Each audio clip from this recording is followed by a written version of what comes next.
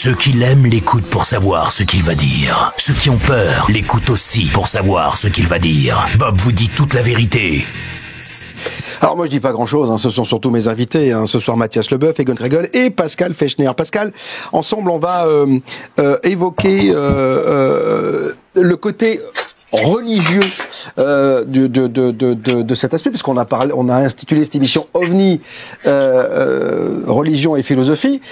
On voit dans l'histoire de l'ufologie que des responsables du Vatican auraient, et notamment à commencer par Jean 23, oui, je crois que c'est Jean 23 le premier, à avoir évoqué Pie XII, pardon, à avoir évoqué une rencontre extraterrestre.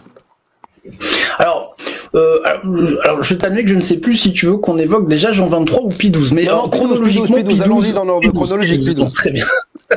Voilà, faisons ça comme ça.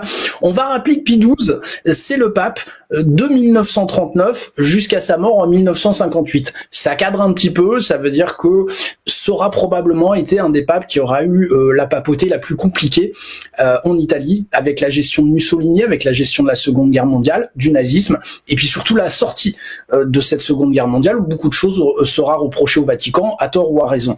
Alors, il faut savoir que Pie XII était quelqu'un qui adorait la science. Il s'intéressait vraiment à la science. Il s'intéressait à tout ce que sortaient les astrologues, les astronomes, pardon, qui travaillaient, puisque le Vatican avait déjà une lunette d'observation.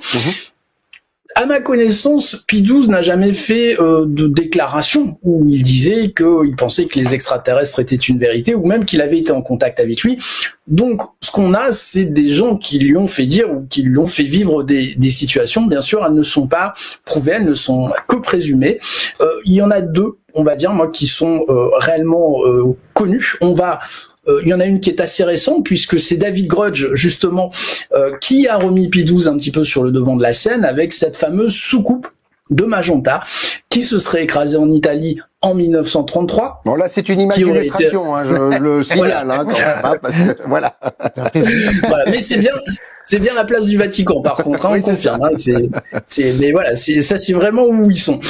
Donc, Pie XII, puisque une soucoupe se serait écrasée en Italie en 1933, elle aurait été récupérée par Mussolini, une cellule spéciale aurait été créée autour, mais au final, c'est le Vatican, à travers Pie XII, qui aurait remis cet artefact qui s'était abîmé en Italie aux Américains. Voilà, ça c'est une histoire qui est sortie dans les années 2000, qui a été portée par l'ufologue Pinotti à travers des documents anonymes qu'il avait reçus.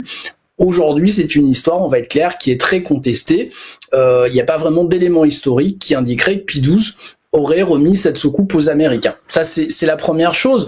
On connaît aussi Pie XII à travers un épisode qu'il aurait vécu, puisque là nous sommes en février 1954. Alors en février 1954, il y a une histoire assez célèbre, encore une fois qui n'est pas actée et qui est présumée, puisque le président Eisenhower aurait eu un meeting très secret avec des extraterrestres sur une base américaine, et lors de ce meeting, lors de cette rencontre, il y avait l'évêque de Los Angeles qui s'appelait James Francis McIntyre.